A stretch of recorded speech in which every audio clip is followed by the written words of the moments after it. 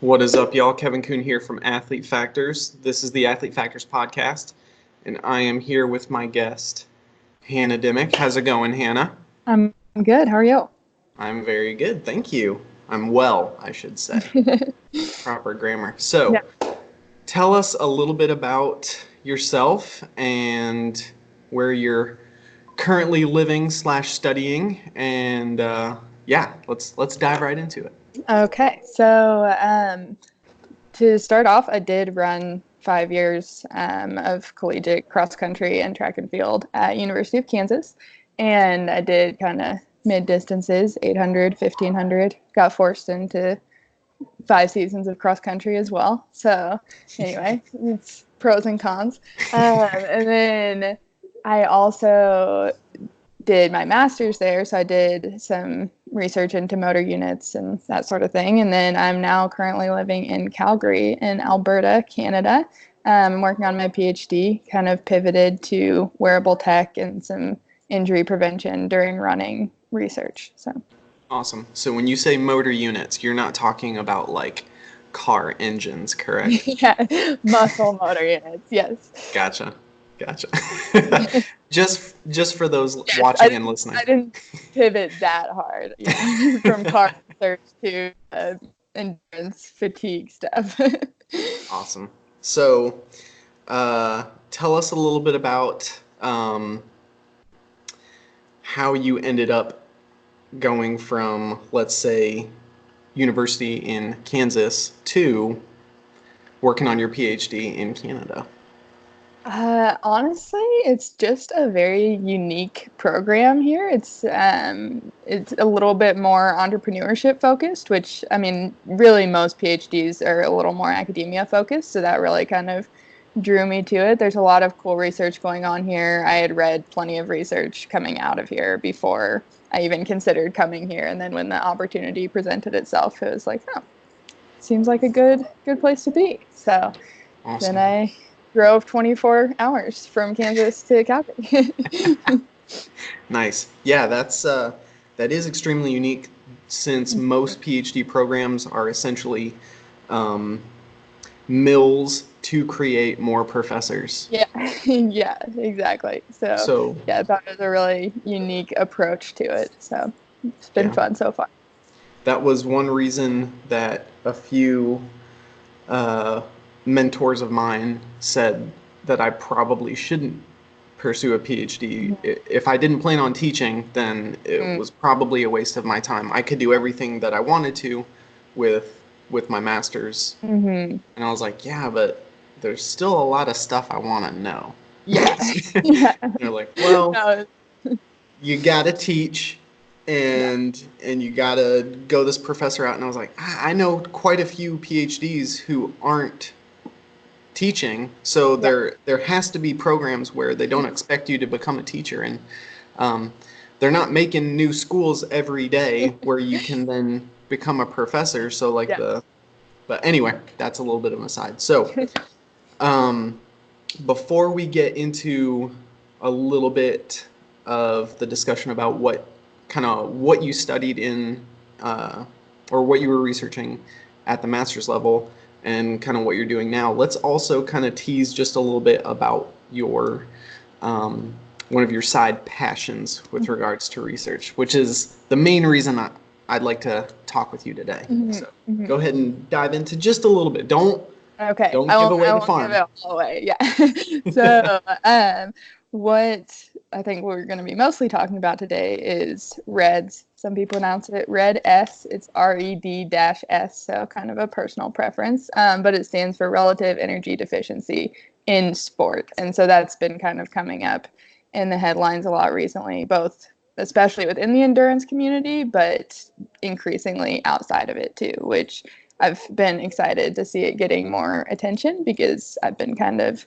interested in following this research since, I mean, literally my senior year of high school. I hired is a strong word, but I asked one of my mom's friends, who is a doctor, to come in and give like a lecture to my high school cross country team about female athlete triad, which is what they were kind of calling it more so at the time. So this has been something I've been interested in for a really long time. And yeah, I'm excited to see it getting a little bit more national and international attention.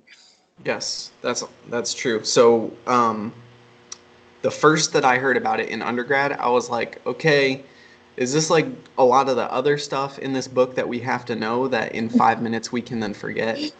Um, and I didn't really understand the significance of it at the time, but um, then, having especially female teammates in college and then working with uh, athletes in sports where weight tends to be a little bit more significant, especially with certain coaches or with certain events.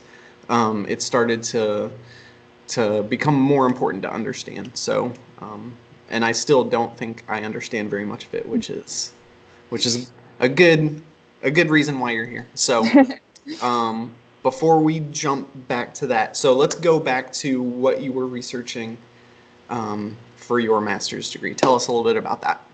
So is pretty specific. We're looking at motor units specifically in the quad, one muscle in the quad, the vastus lateralis. And for my protocol, had people in the biodex. We did some testing to get their max strength levels, and then they would trace a trapezoidal.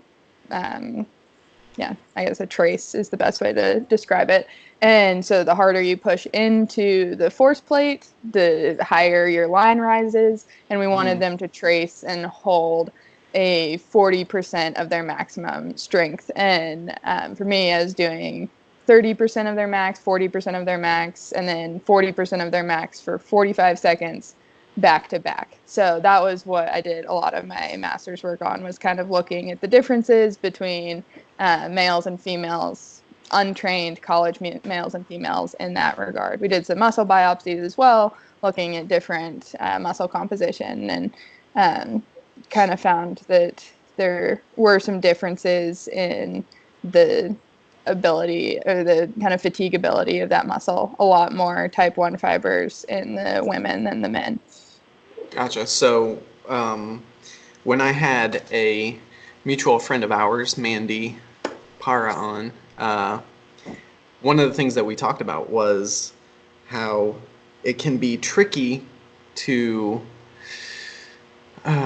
do research that compares men and women, especially in today's certain societal groups don't think that there are any differences between men and women, but I think science sometimes doesn't support that. So I think there are differences, and if we don't research them to understand them, then we're not going to do a good job of figuring out exactly who we are and what we're capable of as humans. So yeah, that's certainly, I mean, even including our like bigger topic today, that's something that's come up a lot, is like so much of exercise science research has been on men, and then specifically adult men, because we talk about like you can't really generalize adult stuff to children either. Children aren't just small adults, and then women are not just small men. There's completely different physiological factors, hormonal factors that go into so much of the stuff that has been previously researched, and it's why I think we're starting to see a little more of a push to include women in some of these more classic studies. But yeah, so much of our understanding of exercise right now is purely based on men, and it's hard to completely generalize that to women. Yeah, college-age men tend to Yep. tend to be the subjects. Yep. So they're the easiest to get get your hands on, right, as a researcher, and they're available at the university, and so.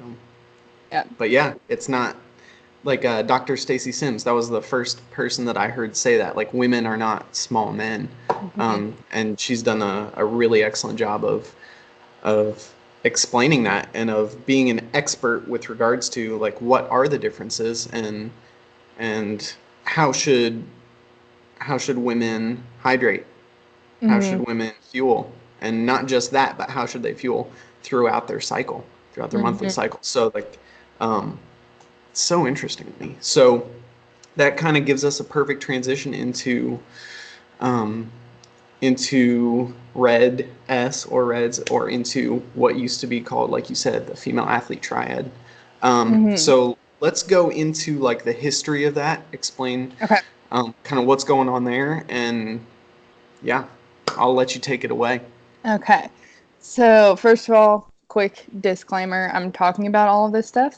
I'm not a Reds researcher by any means. Like I said, it's been a very like hobby side passion of mine, reading the research, and I feel like I do have a pretty good grip on how to read and interpret research, but just listening to this, I have not performed any of this research myself. I've just read a lot about it.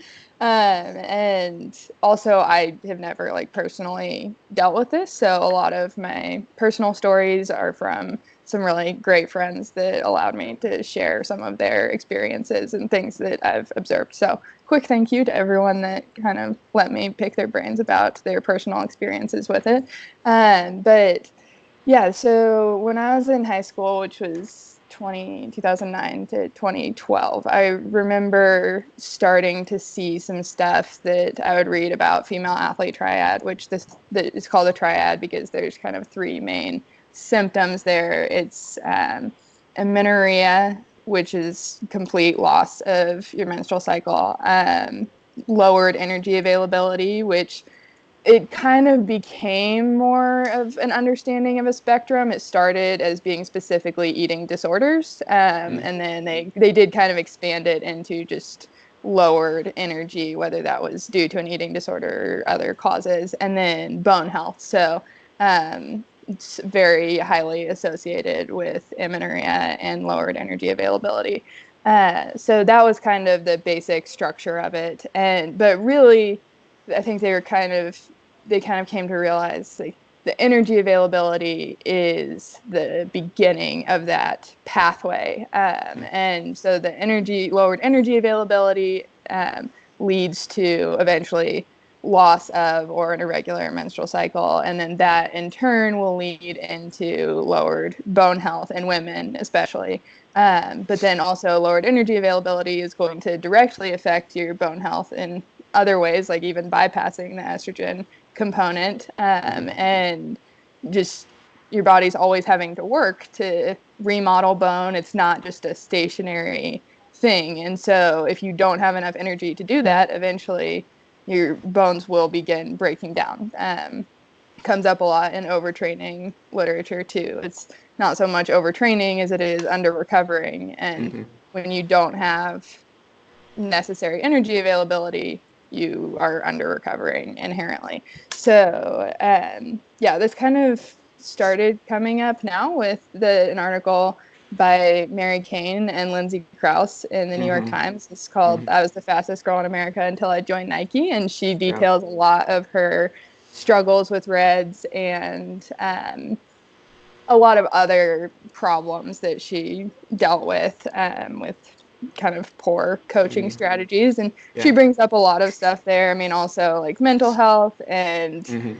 coaching power dynamics. There's a lot of other stuff in there, but she does pretty specifically focus on her experience with Reds. And that's really what's gotten the conversation re-kicked off. And so yeah, anyway, they've kind of transitioned now from the terminology of female athlete triad into REDS, this relative energy deficiency in sport. And that is better able to reflect both the fact that men can suffer from it as well, Mm-hmm. and also that there's a lot more symptoms than maybe just menstrual dysfunction and just bone health. There are things that you can see before you get to that kind of extreme point. So, like quickly, I can read from the IOC consensus statement on it. They have kind of a list of things that go along with REDS. It's decreased muscle strength, decreased endurance performance, increased injury risk, decreased training response, impaired judgment, decreased coordination, decreased concentration, irritability, depression, and decreased glycogen stores. So there are a myriad of factors that can go with this very complex issue, but the origin of it is an imbalance between the energy you're putting into your body and the energy you're expending. So, yeah, and then it also kind of addresses, this a little bit of a side note, but I know for like of the girls that I knew that had not had a menstrual cycle for sometimes years, a really common treatment was they would just say, oh, well, we'll put you on birth control. That'll like give you a little bit of an estrogen boost. It'll kickstart your cycle. But in the last couple years, they've really kind of realized that fake, I don't want to say fake, what's the right word? It's like forced or synthetic estrogen doesn't really increase your bone density. So you are kind of intervening in a little place there, but I mean, in the end, it's not really addressing the root cause, and it's not really solving the problems. And if anything, it can mask what's happening, because you might be having a cycle, but it doesn't mean that you actually have correct energy availability. So yeah, that's been something that's come up a lot too. And I think kind of the transition from referring to it as female athlete triad to this transition to a more complex syndrome with REDS has brought stuff like that out too, which has been good to see. Gotcha. So can you explain a little bit about why, as either your caloric expenditure increases or or the number of calories that you're eating decreases, as either one of those is happening, why at some point does that affect the menstrual cycle? So I heard, I'm going to kind of pull this almost directly from someone I heard talking about it. I mean, your body is very good at keeping itself alive. That's the goal. And reproduction is maybe necessary for the survival of the species, but not necessarily for your survival. And so it's the first thing to go. If you don't have enough energy to keep yourself alive, there's no reason to, so like, you cannot support a pregnancy. I mean, and pregnancy itself takes significant amount of calories as well. So if you're already deficient for your own system, then your body is kind of like, well, that's that's going to be a no-go for you. So it just kind of cuts that off. But then, unfortunately, that lowered release of estrogen in women, especially, does impact bone density. And I mean, I think I've heard it pretty commonly. I mean, I think it's around 23 to 25 is when your bone mineral density peaks, and you can keep decreasing over the rest of your life, but you can't ever build it more than from your early to mid 20s. And so much of this is happening for high school and college age women, when you should be focusing really hard on increasing your bone density and getting it to a good place. But instead, they're actually decreasing bone mineral density by kind of having this imbalance there. Gotcha. So when it comes to like an adaptation, like if I'm trying to force the body to adapt to some sort of training stimulus, but I'm not giving it enough calories in order to cover the cost of that adaptation, then those calories that would go to that, they're not going to that because they're needed elsewhere, right? So your immune system is probably going to be really high on the priority list. You know, keeping your brain functioning, keeping your heart functioning, your nervous system, like these are all priorities. Reproduction is just not. It's awfully really low on the list. Yeah. Gotcha. So, and then for these specifically female athletes that are training really hard, and then they're probably not eating enough, or even if they're eating a lot, they're training so hard that it's it's offsetting the amount that they are eating. There's all these other priorities that their body's trying to do to, like you said, keep them alive. It's a survival mechanism, right? So that's one thing that's extremely unique and different compared to male physiology and biochemistry is you know, our reproductive function doesn't really take a hit. You know what I mean? Like it's not, um, it doesn't really shut off, you know, in the same way that, you know, female reproductive system does. So is there like is there a set body fat percentage that kind of that's tied to, or is that completely unrelated to that? Like, how does that fit in? Yeah, that was a misunderstanding I had for a long time. That I thought I read somewhere that 14% body fat was where you stopped getting your period. That was Mm. an actual article that was published, which is just deeply untrue. Different people have very different ways that they carry fat stores and where it is and how much it is and what's healthy for them. And your muscles are and your energy systems are very unique to yourself. So, I mean, there's different people would argue that different ranges are ideal, but I think for the generally you can say there's certainly no perfect number that is where you're going to start seeing symptoms or not. And especially because in the end it's really about, I mean, you have to think about it more like a seesaw than whatever is really in the middle. So you can be at 25% body fat but if you're tipping to expending more calories than you're intaking, you still will start seeing those issues. Mm-hmm. Yeah, and the way that people lose body fat is so different and metabolically based as well that it's hard to say that there's one particular threshold that you start seeing the symptoms at. It's more about your personal input output balance. Gotcha. Because yeah, that's that 14%. That's right around the number that I remember hearing. It was somewhere between 12 and 15%. That's where, you know, that's where it shuts off. And then it was kind of at that point that I started to put two and two together when I heard those numbers, and then I heard uh, the body fat percentage of the girls on the cross country team, and I was like, oh, none of them have their period. Yeah. But like where I went to university, like this whole topic was not really discussed at length just because it was very conservative, and it's not proper to talk about some things, even if it's, you know, important to know. Yeah. So, but yeah, it wasn't until grad school where like these you know specific topics are like, oh, okay, like this is really important. If you're working with female athletes or male athletes, like either one, you've got to understand this stuff, because there are going to be times where you might be dealing with somebody who's trying to get as low of a body fat percentage as possible because perhaps the coach thinks that will be beneficial for performance.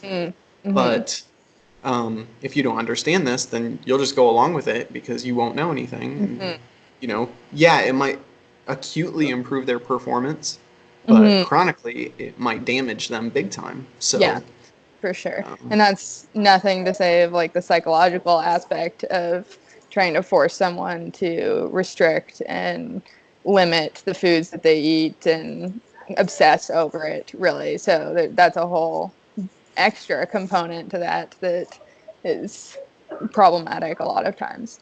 for sure. Yeah, just um, yeah, so let's dive into that a little bit. If you've got some insight or stories into how that whole side of either coming from a coach or coming from a dietitian or a nutritionist saying, "Hey, you need to change the way you're eating," and the effects that that can have, especially if it's not explained. Like, hey, here's how you determine your calorie needs. Here's how you set up a calorie deficit that's safe or or relatively healthy. If you just say, you know, hey, you just need to stop eating because your body fat is too high, or you're you know, you're overweight. Like, let's just cut the calories. Like what kind of what kind of psychological effects can that have? Yeah, so a lot of times when we start from the energy availability side, I think there's kind of two extremes. I mean, to one extreme, you do have clinically diagnosed eating disorders, which are more common among endurance athletes than the general population. I mean, you've got small uniforms, you've got a kind of traditional way that distance runners are supposed to look. And then in addition to that, I mean, a lot of the qualities that typical distance runners have, a lot of those go hand in hand with very common prerequisites for some eating disorders. And that eating disorders are very obviously multifactorial. They're not going to be caused by one thing, one comment, one worldview, something like that. But they do show up more frequently in endurance sports than other places. And then on the other hand, you do have people that this calorie deficit has come about purely by accident. I mean, they've maybe increased their mileage and haven't increased their food intake, or they're just busy. I mean, high school especially, you are going from doing 8 hours of class and then 3 hours of practice, and then you come home. I mean, you just might not have time in the day to be eating as much as you should. So I think those are kind of the two extremes of the lowered energy availability spectrum. But I think where I'd say most people fall is in the middle, which is, I think, is clinically referred to as disordered eating a lot of times. But I think there's several ways that can come about. I mean, one is certainly pressure from coaches, team nutritionists, that sort of thing, to eat healthy or to maintain a certain weight. And this kind of myth of the perfect race weight has been around for a long time. I mean, it's just not really real. And I've heard this from so many people that they thought that getting leaner would be helpful, but then you put on some actual muscle mass and you're all of a sudden running significantly faster. Your performance is increasing a lot. And so really this like perfect race weight is going to change over the course of your life, over the course of your career, depending on your strength regimen, depending on your current training cycle. And maybe you have a range where you perform better, but there's never going to be a single number that is best for you. And that, I think, has taken a long time to dissipate in the elite endurance world, for sure. And there are definitely coaches and nutritionists that still strongly hold on to that view. And in addition to that, a lot of times they're kind of making up this ideal weight. I mean, I know that I have some friends both from the school I attended, as well as I've talked to some other people from other schools that they're like, well, I think you should just lose 10 pounds. I think that would be your ideal race weight. And this is based on nothing, just like a gut feeling of this professional. And it's like, that's obviously not healthy. And then I think another... That could be like 10% of someone's total body weight.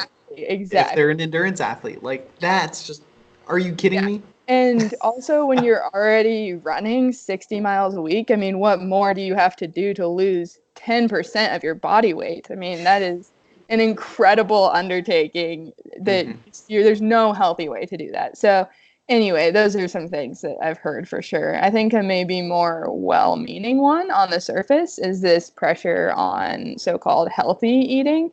I saw that a lot. I think that was a big issue where there's a lot of commentary pressure from nutritionists, coaches to say, like, well, if you really care about this sport, you will make any sacrifice you need to. So you won't eat that cookie. You will not eat pizza for a single meal. You will get all the right nutrients and it'll be all whole foods, and never once will I catch you eating a burger or a French fry or something like that, because those are so-called unhealthy foods. But I mean, from my perspective, I think, like, what is a healthy food? Depending on the time and place that you're eating something, anything could be healthy. You know, if you have just finished a workout that took everything out of you and your options are a Snickers bar or a plate of broccoli, like, you're actually better off in that moment eating the Snickers bar, you know? So there's nothing, like, of course there's a time and place. Like, you do have to eat vitamins, you do have to eat whole foods, you do have to get the right macronutrients, but there's all these off limits foods, and that's just the very first step to creating really restrictive diets and kind of unhealthy eating patterns. And not only that, but then you're costing psychological energy too, to be like, oh no, I messed up, I ate this brownie, or like I went to this event and all they were serving was pizza, and so now I either skipped dinner because I don't believe that's a healthy food, or now Mm-hmm. I feel really guilty about it. And there's so much psychological energy expended on stuff like that when you set up this kind of false, you only have to be eating defined healthy foods. And then I think also there's a lot to be said for more intuitive eating. I mean, like, I think maybe when you're craving candy, that doesn't mean you should eat a bunch of candy, but it does to some extent mean maybe you're a little bit lacking in carbohydrates or Mm-hmm. something like that. And when you've have a nutritionist or a coach saying these are the foods you should be eating, it kind of forces you to turn off that intuitive eating side of your brain, and it doesn't allow you to make decisions or listen to what your body is asking you to eat. It's just these lists of things that are acceptable. And then also, I mean, you just when you say like, oh, a salad's a healthy food, but a salad has next to no calories in it, Mm-hmm. and that's not going to cut it if that's your lunch every day when you're running 75 miles a week. But when you eat with all your teammates and there's this pressure on eating healthy, it's like, oh, you look good if all you got for lunch was a salad because you're making a healthy decision today. And like I said, I think a lot of this is well-meaning. The goal is to say like, yeah, let's make sacrifices for our goals. It's kind of done in the same spirit of like, okay, we have an off day today. Someone says, I don't think I'm gonna run, and then someone else is like, oh no, just come with me. We'll just do a couple miles. And Mm-hmm. it's meant to be that kind of positive peer pressure, or when it's coming from a coach, a positive like, no, I know you have goals. I know that you want to achieve them. This is how you're going to do it. Mm-hmm. But I think so much of these just defined lists of this is a healthy food, this is an unhealthy food. Healthy people eat salads, unhealthy people eat pizza. And I think that's very dangerous and restrictive, not only for the actual calorie intake, but also psychologically that can kind of lead into some not great places. And then another thing for me, I mean, I think I had to kind of come to terms with this over the course of college, but sometimes it's more important to get calories than it is to focus on where they're coming from. I mean, for me, like especially when I was working on my master's and trying to run at the same time, I tried to plan really hard, but every now and then you just forget to bring a snack, you know? And if you just hammered a hard workout and then you have class for the next 3 hours, and your only option is don't eat or get some Doritos out of the vending machine, like you get the Doritos out of the vending machine. You know, it's not a health food, but is it better than going for 4 hours before you can make yourself dinner? Like I would think so. So Yeah, and you then you've one thing you've got to work out probably the next day. You've probably got mhm, to meet that weekend, and the majority of your glycogen replenishment is going to occur within, you know, the few mhm, hours after that training mhm, session, like where that's when you can get a ton back in, so mhm, that you're not as catabolic, right? So you've got to get some fuel in so that you're working into a state where your body can absorb the mhm. training the stressor that you just put it through. Yeah. Um, and yeah, like that's one of those things. If you can, it can be really difficult to reframe that whole situation if your coaches or your nutritionist or your teammates are telling you, hey, like if you're not eating healthy food, then you're hurting the whole team. It's like, Mhm. like maybe that's not the case, because you can eat super clean and never clean, right? Because what Mhm. is that? Uh, you can eat super clean and never reach your calorie needs. Yeah, exactly. It's actually much harder if all you're trying Yes. you'd have to eat so much lettuce to hit the amount of calories that you expended in a 60-mile week. Yeah. And by that time you've ingested so much fiber that you're probably actually causing more gastrointestinal issues than for not. sure. So Definitely not the recommended route of yeah. caloric So like two anecdotes that I'll just kind of throw in here, and both of them I heard, listening and reading stuff by Lane Norton. One of them was, uh, like if you're so focused on just eating clean, right? And let's say your goal is weight loss. He's saying like if your goal is to lose weight or fat, and your only focus is clean eating, what do you do when your progress stalls? Do you eat cleaner? Like what do you do, right? So there has to be something more to it than just eat healthy. Like you have to know to some degree, like what am I expending, or what am I spending, and then what am I making, Mm-hmm. right? So 'cause I like to use the analogy of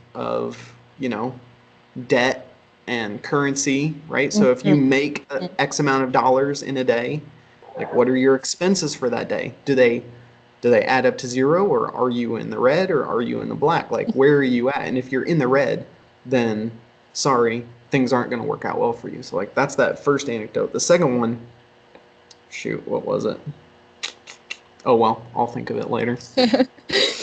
But yeah, I was in talking to one of my teammates recently too. She said that one of the things that she looks back on and thinks was the most harmful is, saying these foods will set you back. And every food had a net positive or negative tagged with it. And it's like, this slice of pizza is literally hurting your progress.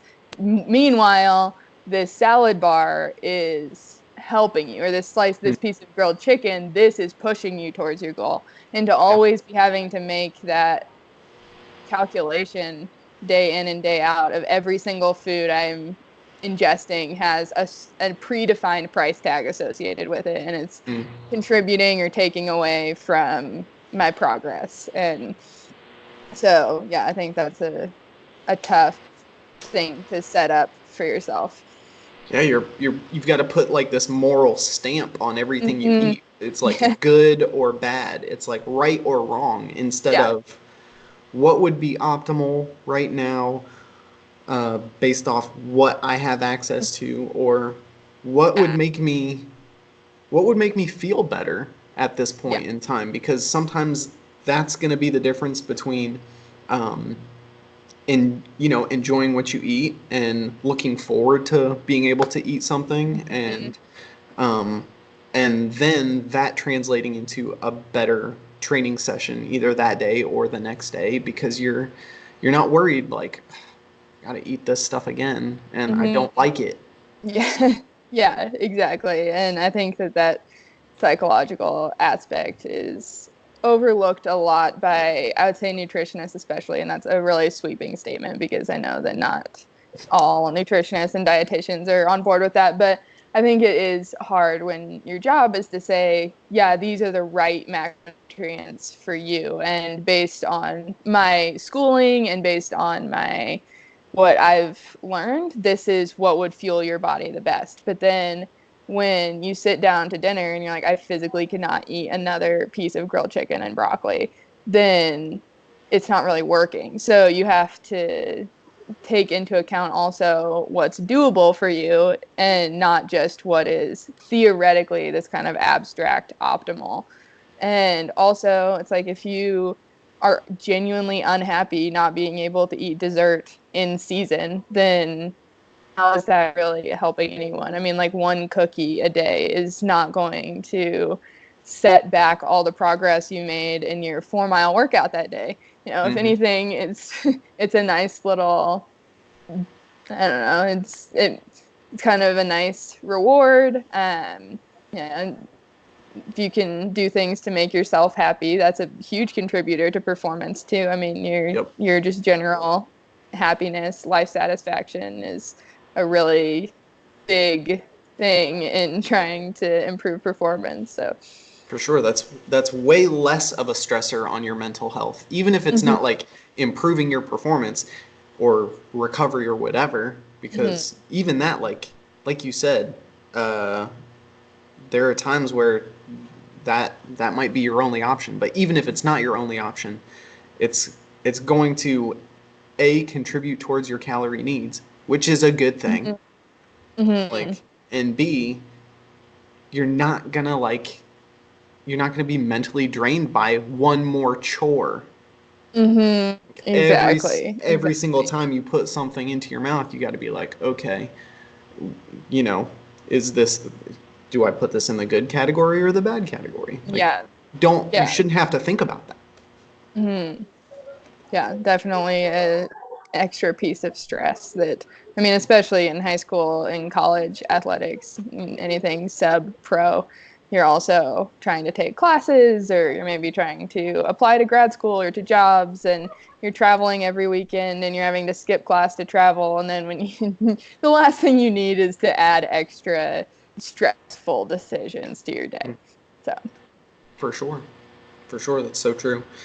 I'm gonna throw a shameless plug in real quick, because all of that stuff we're discussing, you can find in my book, The Self-Reliant Diet, which teaches you how to find your calorie needs and then how to pick an appropriate level of the macronutrients so that it fits your lifestyle, and it's not some preset number that you have to get to, and then if you don't get to, oh my gosh, I'm a failure. Like, no, like what can you do consistently? That's that. So I just published yeah, that earlier perfect. this week, so I'm really excited about Okay. it. Hey, congrats. I'm glad that I could give you an in there. Available on Amazon. Alrighty, so let's go into when or where is body composition relevant in sports? So this is a little bit, I'd say, up for debate. I mean, I've heard professional athletes and professional researchers on pretty opposite sides of this coin. I think the one thing everybody can agree on is that there are things that are much more important than body composition. It's not something that should be your top level fixation. It's your training and how you feel and your sleep and those sorts of things should take much higher priority than trying to quote unquote optimize body composition. That being said, I have heard some researchers in this field that I really respect that say, yeah, body comp does have a lot to do with it. Intentionally optimizing body composition can be really positive. But even those individuals have said that should only be for your peak competitive season. So the person I was listening to that was talking about it, he trained his wife, who was an Olympian, and he said that for them, they would take this, 2-month period when she was really competitive, trying to go through the trials, trying to go through the Olympic cycle. And that's when they would work on, like, maybe we can get you into a little bit of a calorie deficit so you can lose a little bit of weight and you're a little bit lighter. But it was never an intentionally long-term thing. It was never something that they continued into the off season, and it was certainly not something that they continued while she was injured. It was a very particular competitive season. And that gets tricky, especially with high school and college sports, because your competitive season is 8 months out of the year. So I think that's too long to be putting yourself in an energy deficit for competition. It's much easier to do at the elite level. It's not something that you should probably be trying to do at the high school and college level. On kind of the opposite, I wouldn't say opposite end, but a little bit different opinion, Lauren Fleshman, who is, I'm saying this, I don't know if she ever made it to the Olympics, but several world championships, really amazing American female 5K runner, had a phenomenal career. And she thinks like that should be at the very bottom of your list. Her thing is if you're doing everything else right, if you're inputting as many calories as you're putting out, if you're getting enough sleep, if you're training hard, if you're mentally healthy, all of those things, then your body comp will kind of optimize itself. So That could also be person dependent. I mean, maybe for some people, you really, even in your competitive season, there's no need for you to push down to a lower weight because you can optimize your own body comp through some of these other things. I think that's probably a little bit more of a personal decision. And most people that are making those decisions are at the elite level, so they hopefully have really good people to get advice from. But I think it is challenging when you're in high school and college and your competitive season is far too long to be intentionally optimizing body composition for your entire season. It's just too long to put yourself in that kind of a deficit.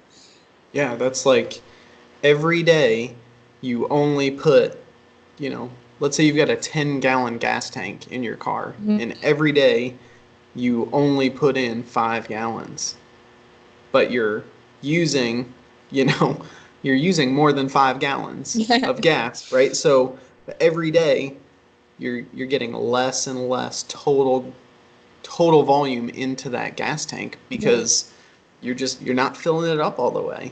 And yeah, if you're doing that over the course of, like you said, an 8-month season, you're going to get to the end, and even if you're putting in that 5 gallons every day, like, you're on E at the end of every day. Yeah, exactly. And the long-term consequences of that are very negative. Yeah, for sure. And you're leaving so much potential adaptation on the table.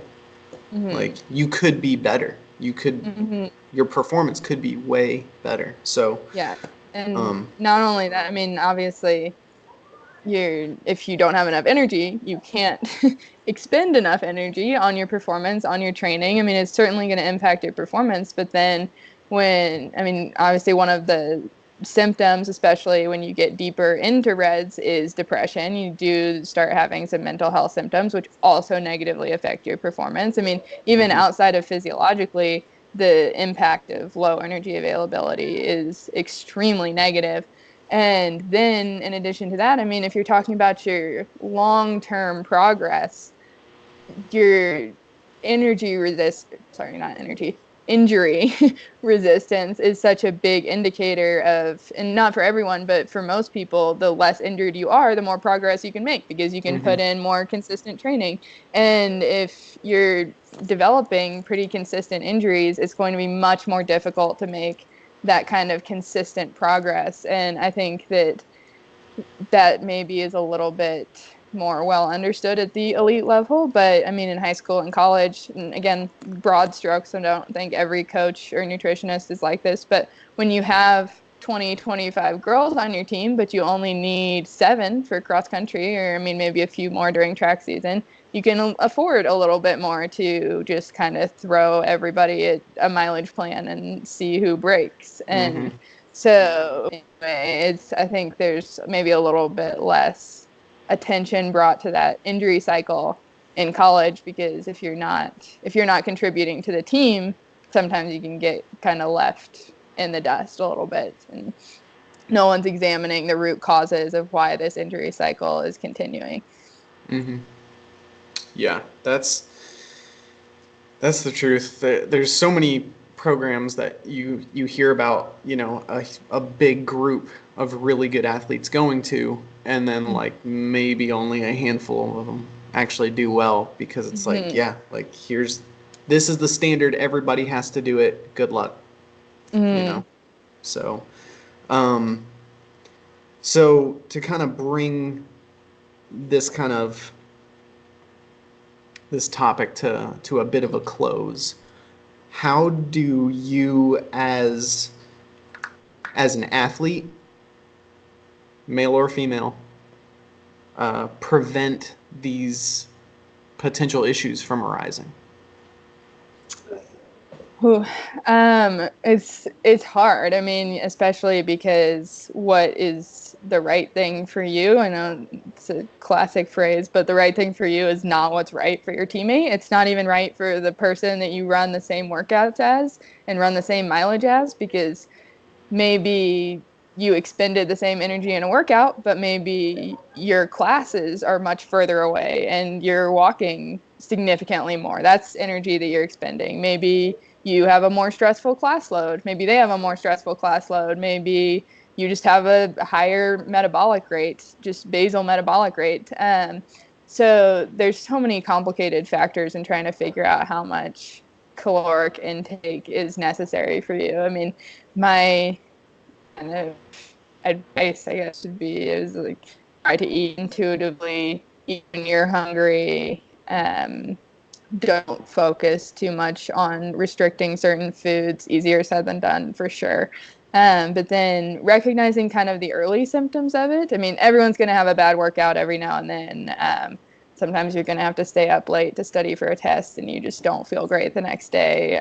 But prolonged not feeling good is not right. And maybe it's something that you should be talking to your coach about. And yeah, a lot of these other symptoms, I mean, starting to get into kind of the mental health symptoms, if you find yourself just really down, whether it's about sports or just in general, if you find yourself kind of getting into intentionally worrying about the foods you're eating, those are all kind of warning signs that maybe something is going to start happening. With women, it's the easiest way to tell is if you stop getting your period, there's something wrong. And I don't think that that is emphasized enough at all. I mean, I know in high school, for me, the message was from my teammates at least was, if you're still getting your period, you're not working hard enough. And that is just so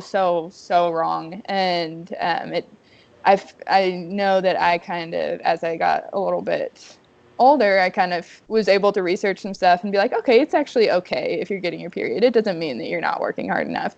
But it took even more years to find out that, like, no, it's actually really positive. This is actually something that should be happening. This is a good indicator of your health.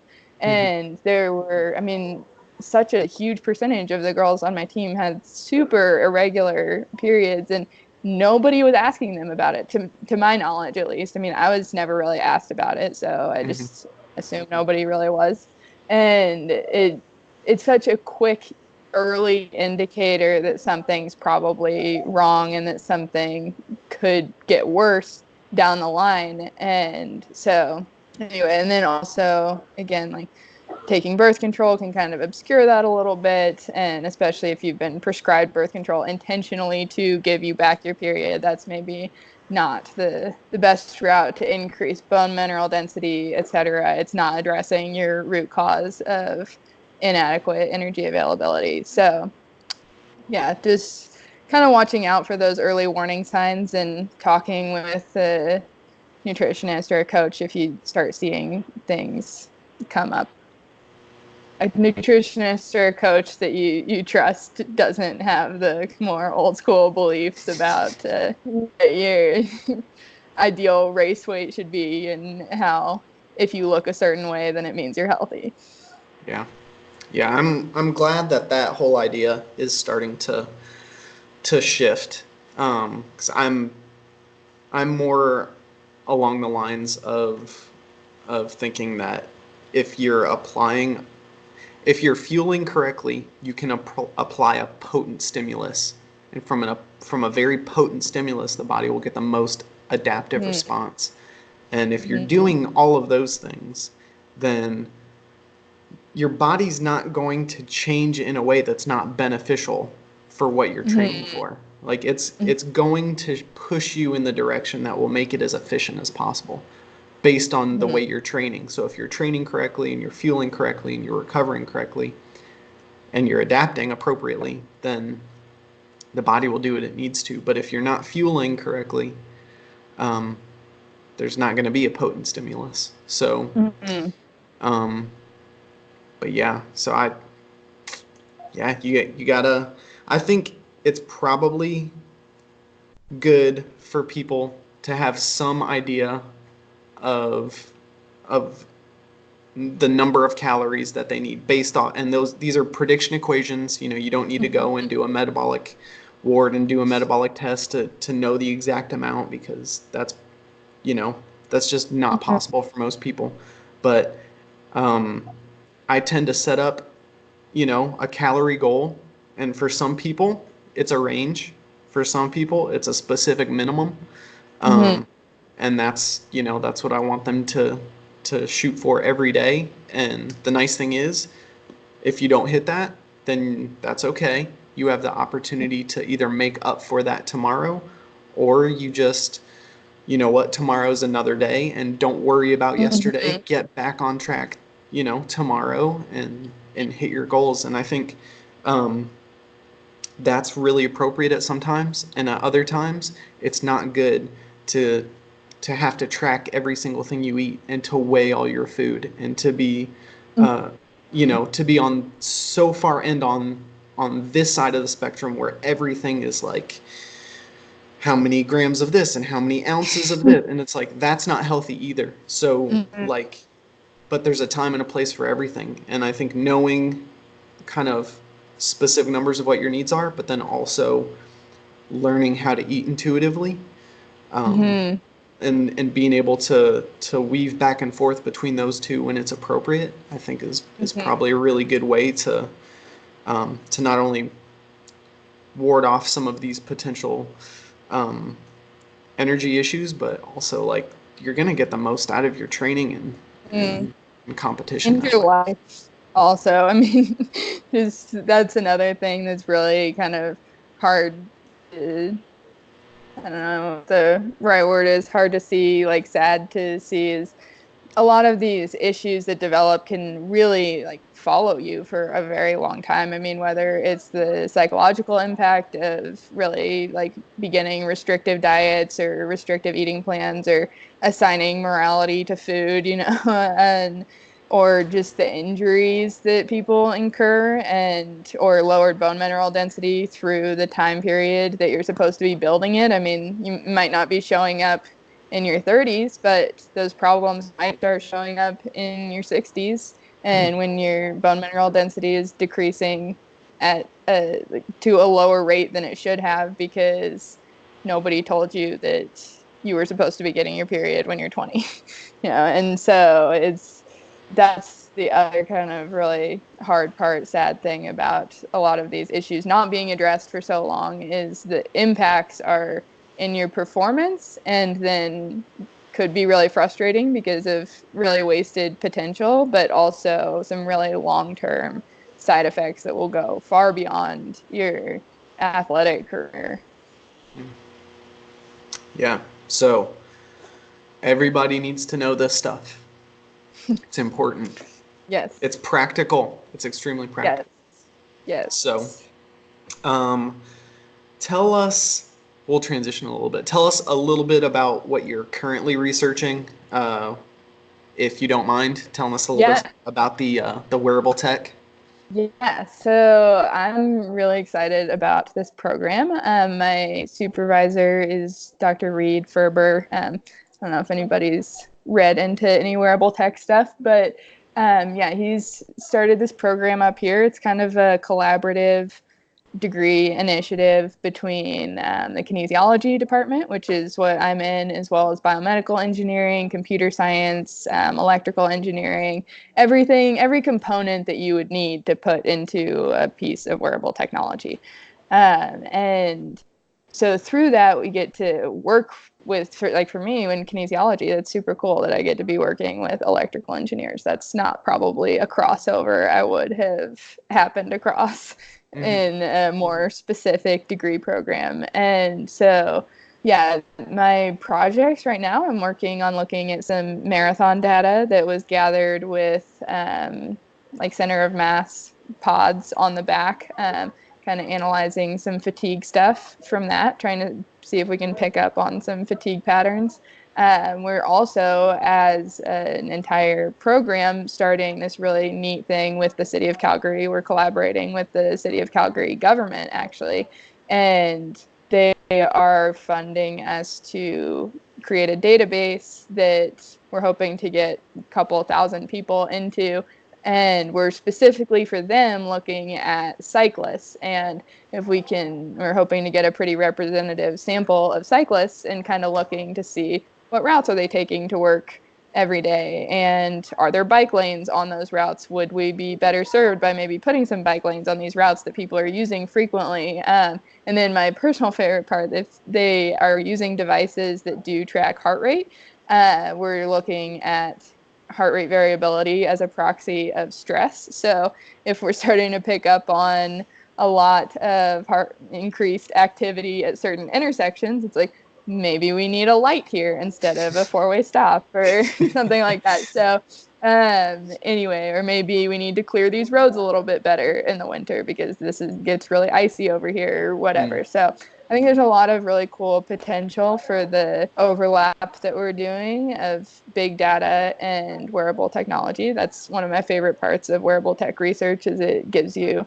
the ability to tap a much larger sample size, which is one of the really hard parts about exercise science studies. Is a lot of times they do have very small sample sizes, and you're kind of, if you want to make large sweeping conclusions, you're drawing from 10 studies that have 10 subjects each, and there's the problems with statistical power there, and in addition, just you want an answer to your question, and it's just hard to find it with few participants. But yeah, I'm really excited to get working on some of the bigger data stuff.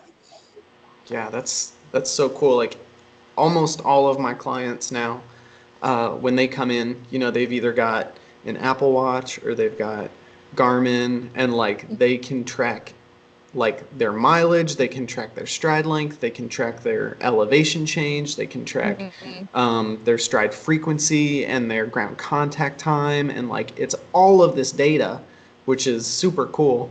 Like 5 years ago, like we just didn't have that.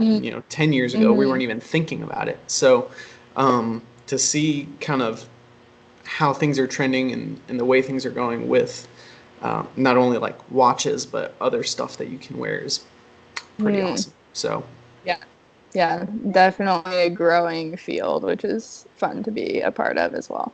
Sure. So when will you be Dr. Hannah?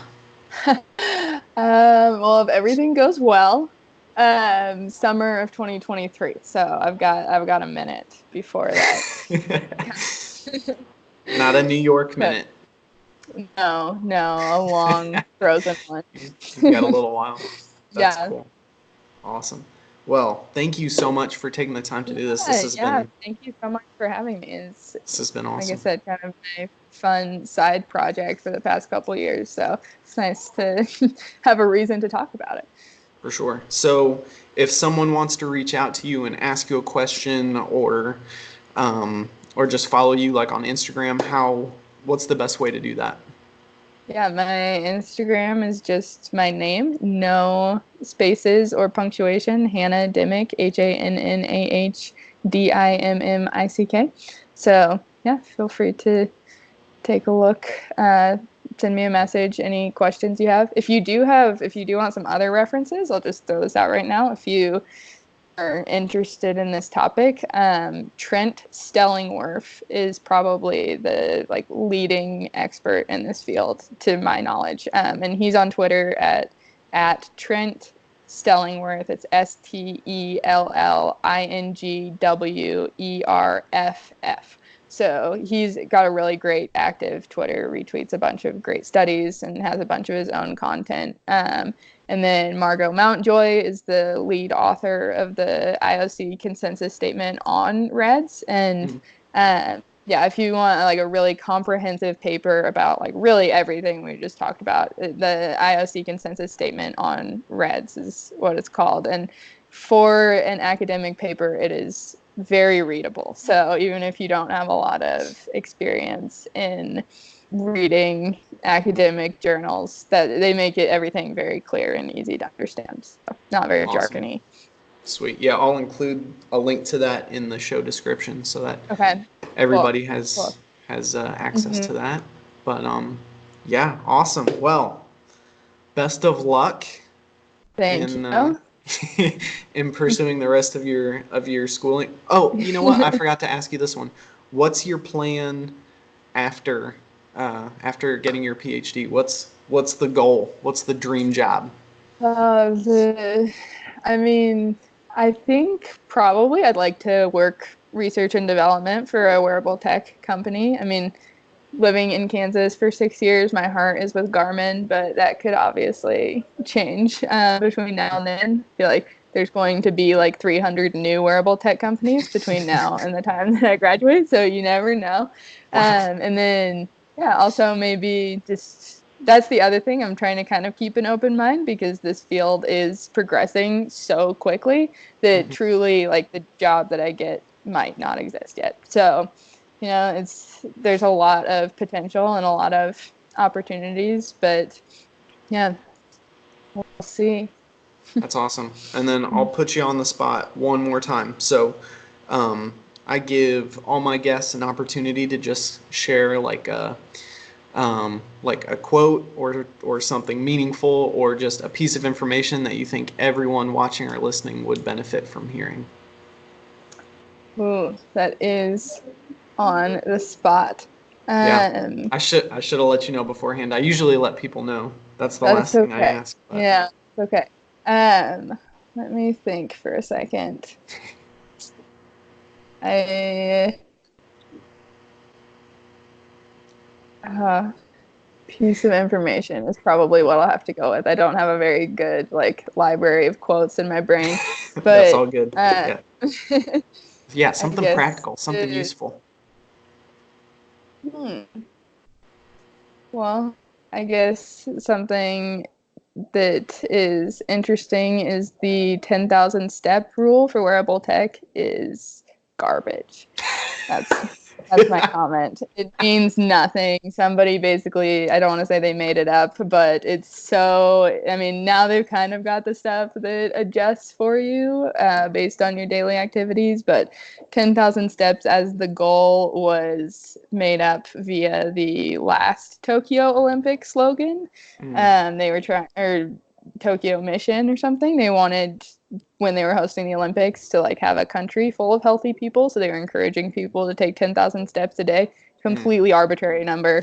There's so much research that says like there's more specific research for arthritis patients, there's more specific research for cancer patients, and yeah, basically just stay active. 10,000 steps is just garbage. That's my piece of information. Kind of on topic for the wearable tech too. So nice. That's awesome and really funny. So, excellent. Well, again, thank you so much, and I'm sure I'll have you on again in the future to talk about more fun stuff, okay. both related to Reds and also to wearable tech stuff, I'm sure. Yeah. So Yeah, I'd love to. So awesome. Excellent. Alrighty, y'all. Well, stay tuned for next week's episode, and thank you for watching, and go follow Hannah.